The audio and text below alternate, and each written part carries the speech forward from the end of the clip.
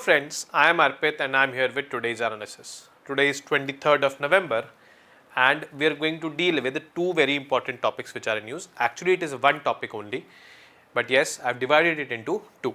The first is the Indian Prime Minister's visit to Guyana.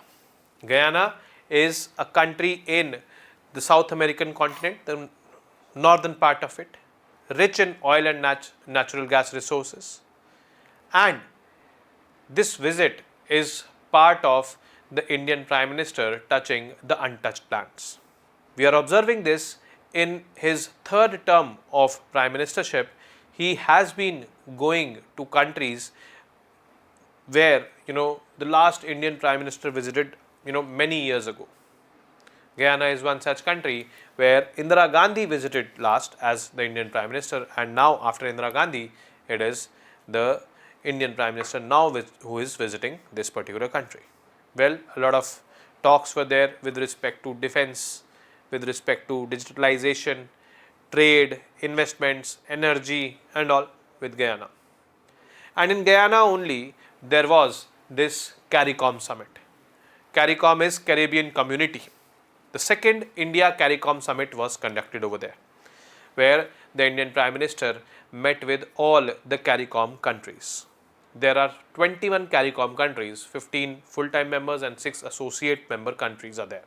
This region is very much significant for India because it is first of all in the vicinity of USA, and all these are developing or underdeveloped economies, means they are part of the global south, and India has positioned itself to be the voice of the global south. India has championed the causes of the global south. India has helped these countries during COVID and after that overcoming the impacts of COVID by supplying them vaccines and all. And for that the Indian Prime Minister is being honoured also by these countries. So this is what we need to understand as a significance of these countries. Now let's get started with the first topic, that is India-Guyana relations. So it was November 20th. Prime Minister Narendra Modi made a historic visit to Guyana. So this visit to Guyana is part of the 3-country visit. The first country which he visited was Nigeria, then Brazil for the G20 summit, and now Guyana, the third country for the CARICOM summit. Now marking the first visit by an Indian Prime Minister to the country in 56 years. So 56 years ago the Indian Prime Minister of that time went, and that time was Mrs. Indira Gandhi in 1968. She visited Guyana. Bilateral talks and agreements. During his visit, discussions were done on 10 important agreements, or 10 important agreements were signed, we can say, between India and Guyana, and these 10 important agreements were in these domains which we will be discussing in detail. The first is energy security.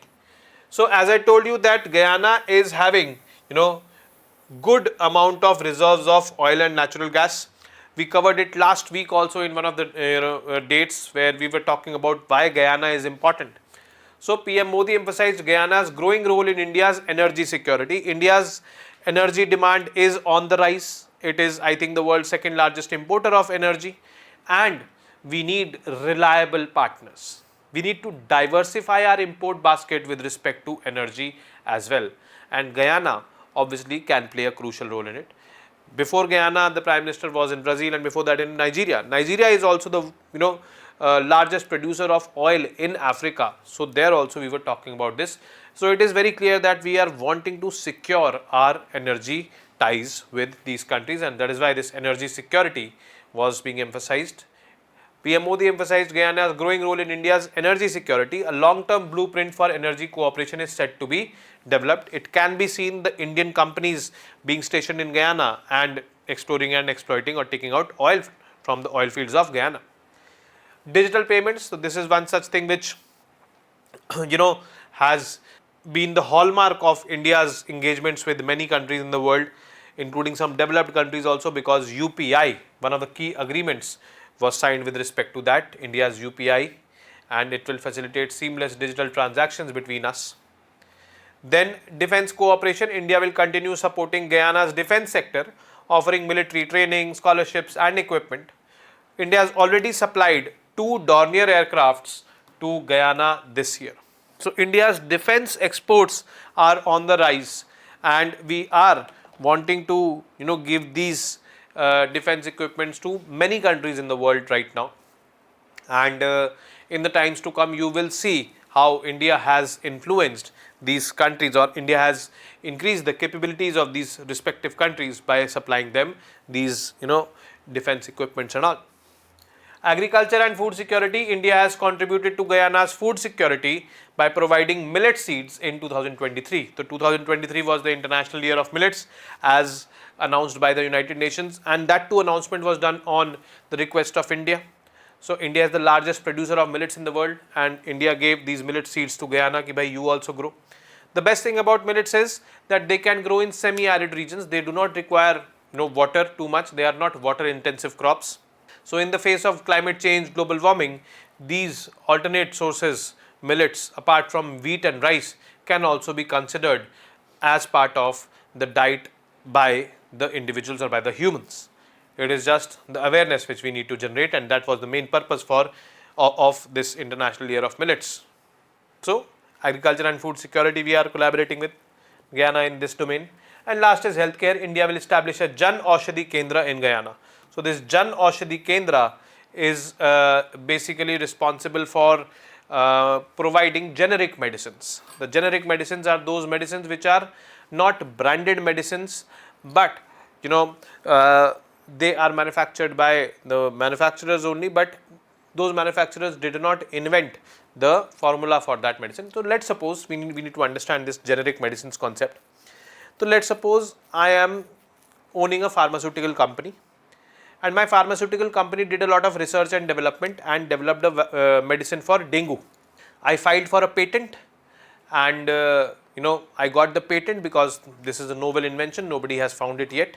And when I got the patent, my company kept on manufacturing it. I kept on levying the royalty fees on that. So let's suppose 100 rupees was the manufacturing cost, 50 rupees as royalty I kept on it. So 150 rupees I was selling it for. Some other manufacturing company came to me and said ki bhai, I also want to manufacture it. I cannot, because according to the patent laws, I have to wait for a certain period of time, let's suppose 10 years, and then only I will be able to manufacture. But now I want to manufacture, so I want to manufacture by your consent. So I said, I will give you my consent, but you pay me the royalty fees because I have invested a lot on research and development. So that person pays me the royalty fees. That person also starts manufacturing the same medicine with a different brand name. But after 10 years, when the patent period is over, then the formula becomes public, and now anyone can manufacture it. So people, other pharmaceutical companies and all, they start manufacturing it, and they will be producing it at a relatively very cheaper price because they are not taking royalty, they have not invested in research and development and all in that. The formula is same, everything is same, but yes, it is not branded. Impact also is the same. Those are called as generic medicines, and that is why generic medicines are available at cheaper prices. And Pradhan Mantri Jan Aushadhi Kendras are the Kendras in India which have been established according to the Pradhan Mantri Jan Aushadhi Pariyojana. Pradhan Mantri Bharatiya Jan Aushadhi Pariyojana. They have been established, Jan Aushadhi Kendras, and in villages, in towns and all, in cities also they have been established. They are giving generic medicines which are cheaper and with the same impact they are. So these kind of Jan Aushadhi Kendras will be established in Guyana also. Awards and honors. So in recognition of his contributions, PM Modi received prestigious awards from Guyana and Dominica. So from Guyana, the Order of Excellence was conferred upon by the President Irfan Ali, and it was awarded to PM Modi for his leadership during COVID-19 pandemic, global service and efforts in strengthening bilateral relations. PM Modi is only the 4th foreign leader to receive this honor. Then Dominica. The Dominica Award of Honor was presented by President Sylvanie Burton, recognizing India's support during COVID-19 crisis, including the supply of 70,000 AstraZeneca vaccines to Dominica. And not only Dominica, Guyana also we supplied. So basically, the awards and all which we are getting is are due to our efforts during COVID. Most of them, like the Indian Prime Minister has received a civilian honor from America also, USA, the Legion of Merit Award. That was for elevating India-US ties. But here, these countries have given for supporting during COVID. Future recognition, PM Modi is set to receive additional honors, with Barbados planning to confer its highest national award to him. And if this is done, then it would be 19 honors which the Indian Prime Minister has received since 2015. So currently there are 18 honors which have been received. Some are highest civilian honors, some are non-highest civilian honors. Guyana India bilateral relations. We share a strong diplomatic history. Diplomatic relations were established between both the countries in May 1965, which was, Indian High Commission was formed in or established in Georgetown.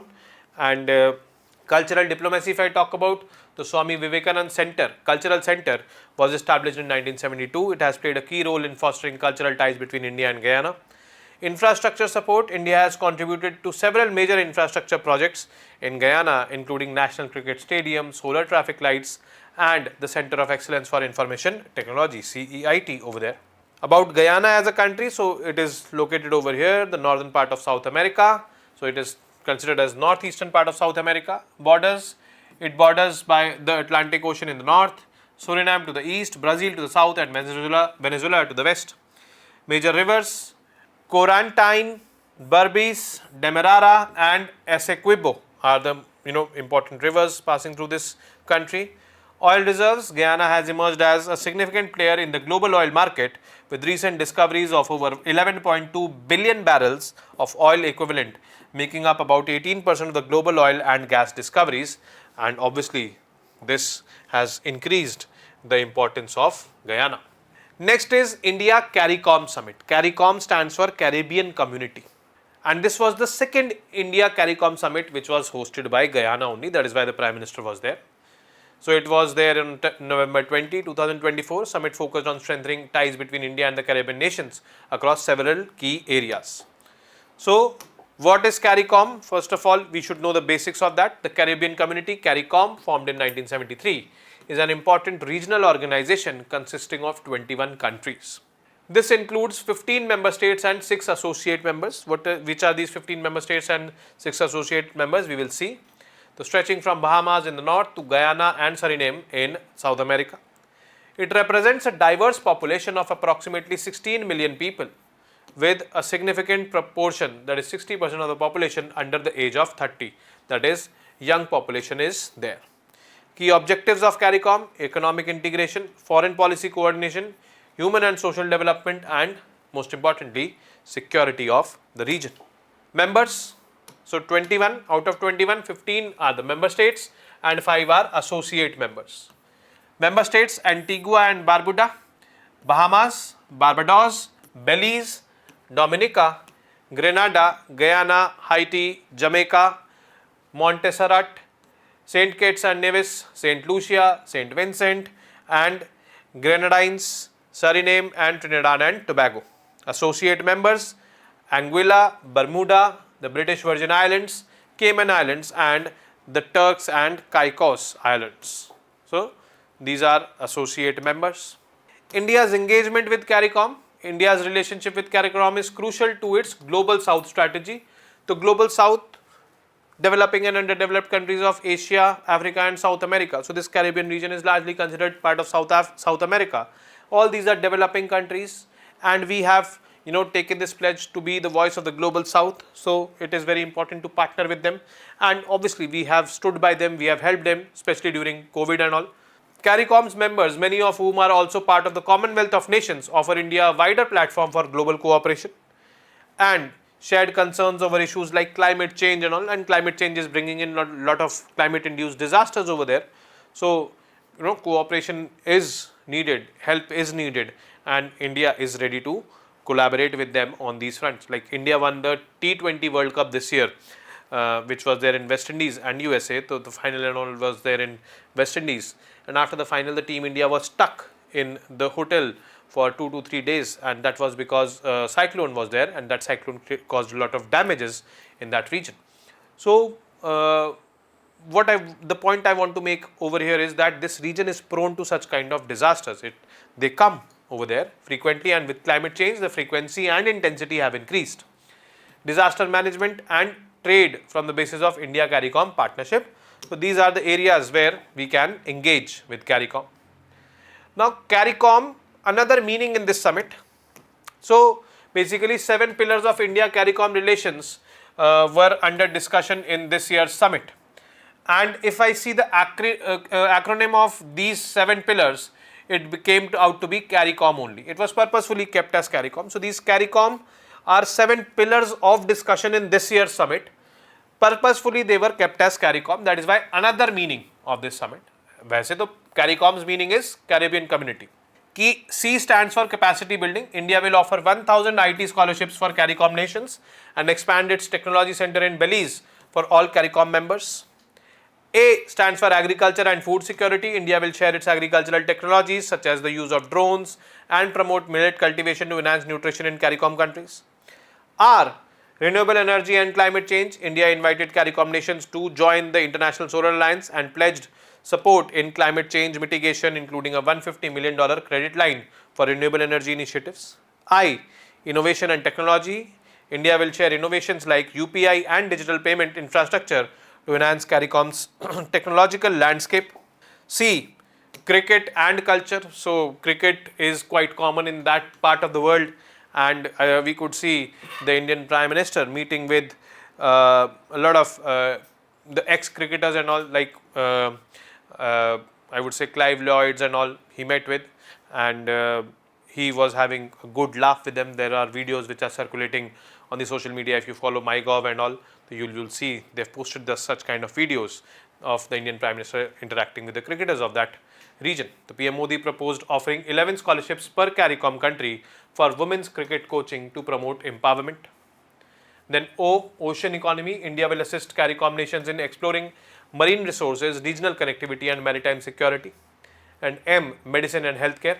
The Jan Aushadhi scheme and all, COVID-19 vaccine assistance, and in future if any medical assistance and all will be needed, India will be providing. So these were the 7 pillars of, I would say, engagement with the CARICOM countries, and we abbreviated these pillars as CARICOM only. So that is not a coincidence, but yes, it was purposefully done.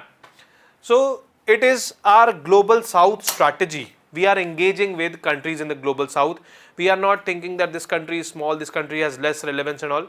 Especially in this Modi 3.0, I am observing that the Indian leadership is engaging with those countries or those territories which are considered to be untouched territories by the Indian leadership for many years. You talk about Poland, you talk about Austria, you talk about CARICOM now, you talk about Nigeria, much time ago the Indian leadership went over there. But yes, these frequent visits, these frequent interactions definitely need to be done. If India wants to project itself as the voice of the global south, it is important to engage with the global south. Then only you will be able to be their voice justifiably. If you want to project yourself as Vishwamitra, then you need to engage with the world and truly make them believe that you are a Vishwamitra. And this is what the current Indian leadership has been focusing on. So with this, we have come to an end of today's session. No MCQs today, and we will be meeting on Monday now with more such informative news pieces.